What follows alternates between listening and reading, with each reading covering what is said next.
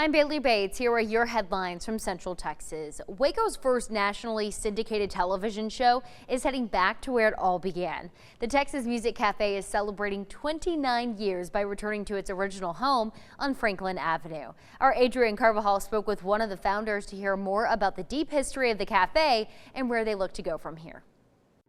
It started in 1997 on Franklin Avenue in Waco. A small group of musicians created Texas Music Cafe to give artists a place to be heard.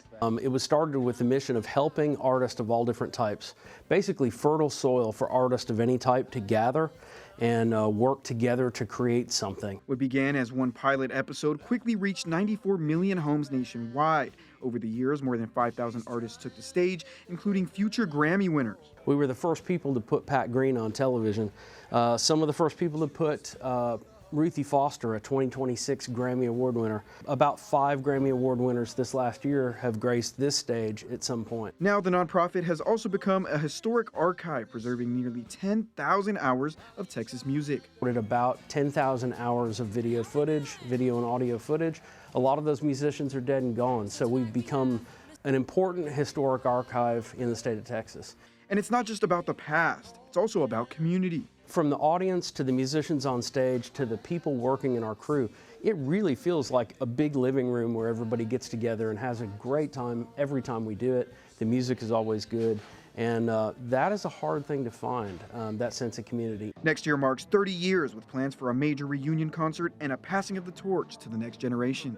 It's probably hard for young people to even imagine, but when we launched Texas Music Cafe, finding music on the internet was not even a thing. It wasn't out there. It's always original, it's always handcrafted, it's always unique, and it is always from the heart. Weekly performances will now be held in an intimate listening room setting in Waco from 8 to 10 p.m. A new grocery store is set to open in China Spring, which is effectively a food desert, and the story behind it is as meaningful as the mission. 6 News reporter Juliana Jackson has more on the store filling a need in the community and honoring a life lost too soon. Living in China Spring and need groceries? Before, shoppers had 2 options: drive about 20 minutes outside of town or settle with what they could find. For some families, that gap hit hard. After retiring from the Navy, Rory Miller knew there was a need. We thought, what does this community need? What is the gap here? What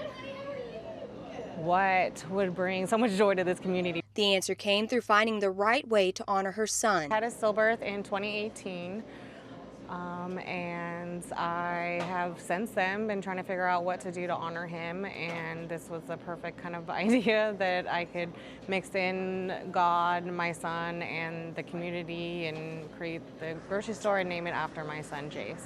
Inside the store, fresh and organic produce takes center stage. Local vendors line the walls, each with their own display and their own story. It also supports local vendors and other people's businesses.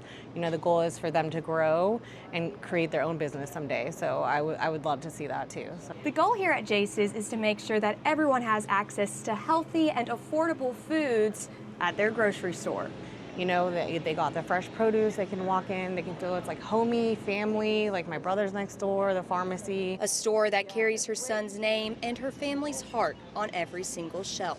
Bring the best, customer service as well, and that they can come in and just get clean, healthy products to support their family. Juliana Jackson, 6 News. A great thing she is doing, such an important resource for that community. Those are your headlines from Central Texas.